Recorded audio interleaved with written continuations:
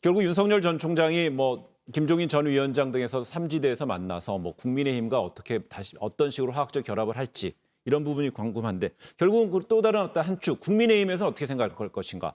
주호영 그 당대표 직무대행 관련해서 발언을 한 게 있습니다. 들어보시겠습니다. 지금까지 이 대선 국면에서 제3지대가 성공한 적은 없고 앞으로도 성공할 가능성은 상당히 낮다는 것이 전문가들의 의견입니다. 그런데 지금 문재인 대통령과 민주당의 국정 실패나 폭정에 대해서 야권이 대통합해서 단일 후보를 만들어서 정권을 바꿔야 한다는 국민적 요구가 많기 때문에 이러한 재반 사정들을 윤석열 검찰총장께서 잘 검토하고 결정할 거라고 그렇게 보고 있습니다. 근데 결국 주호영 권한대행 윤 전 총장한테 국민의힘으로 들어오시오 이런 얘기예요.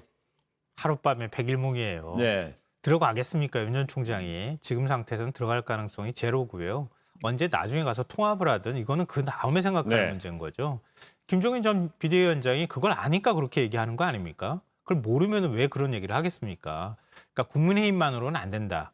그러니까 이게 계속 지금 김 전 위원장이 발신하고 있는 메시지거든요.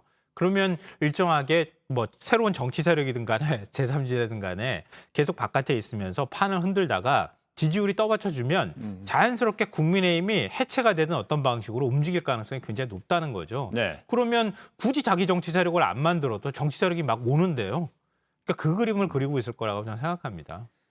국민의힘의 장제원 의원은 뭐 윤 전 총장 향해서 윤 전 총장 향해 이런 얘기를 했어요. 김종인 전 위원장이 덫에 걸리지 마라? 예, 그러니까 뭐 김종인 전 위원장과 함께하지 말고 국민의힘으로 오라 이런 강력한 이제 러브콜을 포함한 메시지로 읽히는데요. 장제원 의원은 소셜 미디어에서 윤석열 전 총장이 김종인 덫에 걸려 야권을 분열시키고 민주당의 정권을 헌납하는 데 동참한다면 역사에 씻을 수 없는 죄를 짓는 것이라고 이렇게 말했습니다. 또 제3지대 떴다방 정당으로는 정권 창출을 할 수 없다며 국민의힘을 배제하고 정권 창출이 가능할 것 같은가 이렇게 반문했습니다. 사실상 국민의힘으로 오란 겁니다. 김종인 전 위원장을 비판하기도 했는데요.